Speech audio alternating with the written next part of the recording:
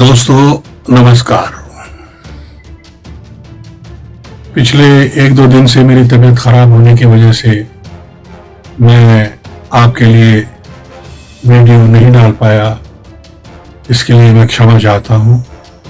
अभी एक आध दिन और डिले हो सकता है, लेकिन मेरी पूरी कोशिश रहेगी कि आपके लिए ताज़ा करंट अफेयर्स पर सब जितने भी हैं सब्जेक्ट अच्छे वो मैं डालता रहूं। दोस्तों, आज हम बात करेंगे मीडिया के बौद्धिक पतन की, भ्रष्टाचार की, चतुराई और चालाकी की।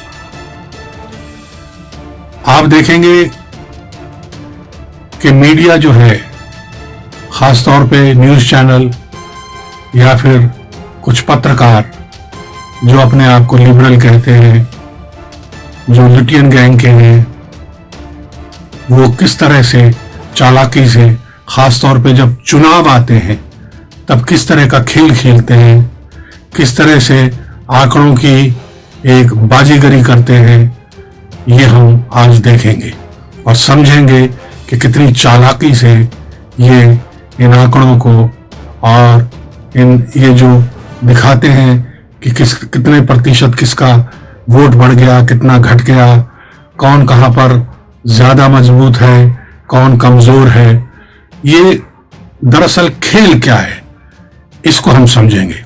हमारे बुजुर्ग कहा करते थे कि जब तक भूख ना लगे, बच्चा रोए ना, तब तक मां भी दूध नहीं पिलाती। यही हाल मीडिया का है।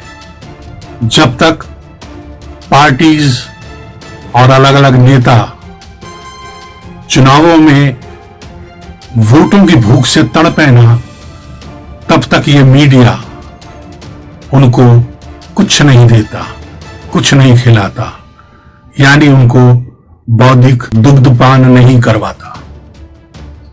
बहुत ही चालाकी से, चतुराई से, समझदारी से और बहुत ही शातिर तरीके से ये उनके इमोशन से खेलता है। और उनके इमोशन से खेलते खेलते ये जनता के इमोशन से खेलता है। इनको इस बात से कोई मतलब नहीं है कि इनके किस आंकड़े से, किस खबर से लोगों पर क्या प्रभाव पड़ेगा और देश उसका खामियाजा कैसे उठाएगा। इन्हें इस बात से कोई मतलब नहीं है कि इन आंकड़ों की बाजीगरी है, उससे किस तरीके से लोगों के दिलो दिमाग पर असर पड़ता है और उनके वोटों का रुझान किसी और तरफ जा सकता है। और ऐसे व्यक्ति, ऐसे नेता, ऐसी पार्टी हमारे सत्ता के ऊपर विराजमान हो सकती है, जो कि आगे चलकर बहुत घातक होगी। 5 बरस तक आपको झेलना पड़ता है, लेकिन इस मीडिया को कोई लेना देना नहीं है। इनको सिर्फ रोकड़ा दिखाई देता है, जैसे एक साहूकार को सिर्फ रोकड़ा दिखाई देता है, उसको आपके दुख, दर्द, परेशानी, इससे कोई मतलब नहीं होता। दोस्तों, यह है बौद्धिक पतन। बौद्धिक पतन जब हो जाता है तब आदमी अपनी बुद्धि से, अपनी पढ़ाई से, अपने ज्ञान से, अपनी चालाकी, चतुराई, समझदारी से और अपने अपने पक्ष से या अपने अपने गिरोह से, अपने अपनी जो सोच और विचारधारा से जुड़कर ऐसे ऐसे कर्म करता है, ऐसे ऐसे स्वांग करता है कि वो बहुत ही शातिर तरीके से सोची समझी नीति के तहत लोगों को बरगलाता है, बेवकूफ बनाता है। इसमें बहुत से लोग ऐसे मिलेंगे आपको, अधिकतर पत्रकार ऐसे मिलेंगे जिनका संबंध कम्युनिस्ट विचारधारा से है, वामपंथी विचारधारा से है।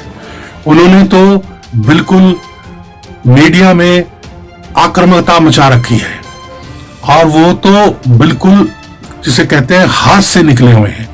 वो किसी भी तरह का झूठ परोसने में, किसी भी तरह की गलत खबरें फैलाने में बिल्कुल संकोच नहीं करते। उन्हें सिर्फ अपनी विचारधारा दिखाई देती है, उन्हें अपने वो लोग दिखाई देते हैं जो उनकी विचारधारा से मिलते हों। ये किसानों के आंदोलन में हमने देखा, बाद में किसानों को बरगलाने की कोशिश करते हुए हमने देखा। यह प्रधानमंत्री का जब रास्ता घेरा गया था उसमें भी हमने देखा। इसी तरह से कांग्रेस है जिसने अपना एक अलग ही स्वांग रच रखा है। उसने एक ऐसी सोच को, एक ऐसे रास्ते को अपना लिया है जिससे उसकी तबाही के अलावा और कुछ नहीं है। वो कुछ मीडिया चैनल्स को खरीदकर या फिर कुछ पत्रकारों को खरीदकर, जो लुटियंस के पत्रकार हैं, खान मार्केट के पत्रकार हैं, उनको खरीदकर ये अपना जो रथ जो है जीत का आगे बढ़ाना चाहते हैं।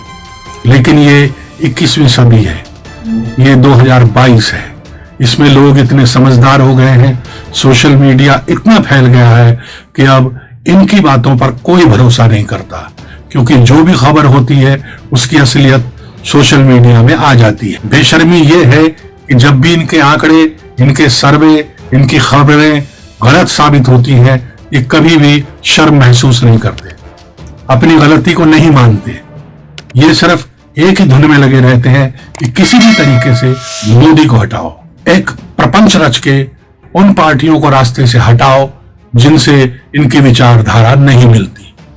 ये एक ऐसा गैंग है जो एक विशेष व्यक्ति को प्रधानमंत्री के पद तक पहुंचाना चाहता है। उसके पीछे की वजह यह है कि जो इनकी दुकानें जो थी, जो 20,000 से ज्यादा एनजीओ बंद हो गए जिन्हें ये लोग चलाकर पैसा कमा रहे थे, और कई इस तरह के और कर्म थे जो ये कर रहे थे, वो सब कुछ ठप हो गया। दूसरी चीज ये थी कि जो भ्रष्टाचार था उस पर लगाम लग गई। अब झोले वाले बाबा से या लुंगी वाले बाबा से आपको ये सब कुछ तो मिलने वाला है नहीं। इसके चलते ये लोग इतने परेशान हैं कि ये चाहते हैं येन केन प्रकेण किसी भी तरह से इनके आदमी की सरकार आ जाए, इनकी विचारधारा की सरकार आ जाए, ताकि ये फिर से दोबारा लूट मचा सकें, देश में भ्रष्टाचार फैला सकें और अय्याशी करें, मौज करें, मस्ती करें। आप देखेंगे गरीबों की बात करने वाले ये सब लोग शाम को 5 स्टार होटल्स में मिलेंगे। ये इतने सीधे नहीं है, ये पार्टियों से भाव तौल करते हैं। इसमें कोई शर्म की या छुपाने वाली बात नहीं है। ये सरेआम होता है, खुलेआम होता है।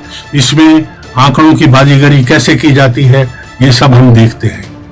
अलग अलग चैनल्स हैं, उनके मैं नाम लेना ठीक नहीं समझता। आप खुद समझ जाएंगे कि जो बहुत ही चालाकी से, जैसे आजकल योगी को नीचे दिखाने के लिए और दूसरी पार्टी को ऊपर दिखाने के लिए ये लोग दिन रात लगे हुए हैं। ये अपने अपने आंकड़े पेश कर रहे हैं। एक चैनल ने तो यहां तक दिखा दिया कि योगी के 36% वोट आ रहे हैं और अखिलेश यादव के 33% वोट आ रहे हैं। अब ये तो मतलब कल्पना की भी, जिसे कहते हैं ना, हद को पार कर लिया है। जैसे कहते हैं कल्पना के साथ किसी ने ऐसा कुठाराघात कर दिया है जिस पर इन्हें खुद भी यकीन नहीं है। और जब भी इन्होंने हमेशा इस तरह के आंकड़े पेश किए हैं वो गलत साबित हुए हैं, लेकिन इनको शर्म नाम की कोई चीज नहीं है।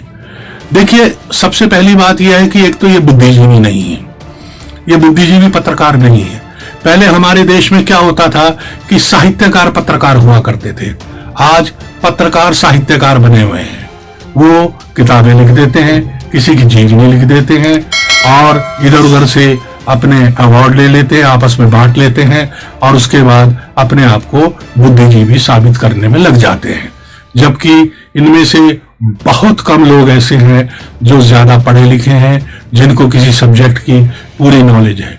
वरना ऐसा कैसे हो सकता है कि एक व्यक्ति या एक पत्रकार रॉकेट साइंस पे भी बात करता है, महंगाई पे भी बात करता है, अर्थव्यवस्था पे भी बात करता है, राजनीति पे भी बात करता है, खेलों पर भी बात करता है। वो दुनिया भर के समस्त जो भी विषय हैं उन सब पे बात करता है, वो उन सब का एक्सपर्ट बन जाता है। जबकि ये कहा जाएगा कि जी वो तो दूसरे लिख के देते हैं। जो लिख के देते हैं वो इनसे भी बड़े मूर्ख हैं, क्योंकि उनकी आधी बातें, फैक्ट्स जो होते हैं वो गलत होते हैं। अगर आप उनको क्रॉस चेक करेंगे तो आपको पता लगेगा आधी बातें गलत हैं। तो ये जो इस तरह का जो खेल, पूरा स्वांग जो रचा जाता है, इसके पीछे सीधा सीधा या तो अपनी बढ़ने वाली तनख्वाह है या फिर मालिकों को मिलने वाला बड़ी बड़ी पार्टियों से चंदा है, पैसा है और अलग अलग किस्म के लाभ हैं। ऐसे ही किसी बिजनेस में आपने नहीं देखा होगा कि 5 साल में 10 साल में 2-2 हजार करोड़ रुपए की संपत्ति बना ली गई है या एसेट्स बना लिए गए हैं। इनके ऊपर कोई इनकम टैक्स की रेड नहीं पड़ती, क्योंकि ये डराते हैं, धमकाते हैं। अगर आप कुछ बोलेंगे तो ये कहते हैं अभिव्यक्ति की आजादी पे का हनन हो रहा है। अगर आप कुछ इनके खिलाफ बात करेंगे तो ये कहेंगे कि यहाँ तो आवाज को दबाया जा रहा है।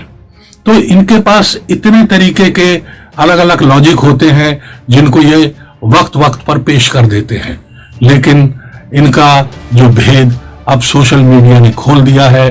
लोग समझदार हो गए हैं, लोगों को पता चल चुका है कि ये लोग बहुत ही चालाकी, चतुराई और समझदारी से इस तरह का खेल खेल रहे हैं और जनता को बेवकूफ बना रहे हैं। तो दोस्तों, इनके झांसे में नहीं आना, अपनी नजर बना के रखनी है। ये किसको कितना ऊपर ले जा रहे हैं, कितना नीचे ला रहे हैं, इस पे बिल्कुल ध्यान नहीं देना। मैं आपको दावे से कह सकता हूं कि ये लोग आपसे ज्यादा समझदार नहीं हैं। आप अपने मन की बात सुनते हैं, आप जो भोगते हैं उसकी बात करते हैं, लेकिन ये लोग सिर्फ धन धन धन, सिर्फ इसकी बात करते हैं। तो दोस्तों, अपना ध्यान रखिए, मास्क पहनिए, दूरी बनाकर रखिए। जय हिंद, जय भारत, वंदे मातरम।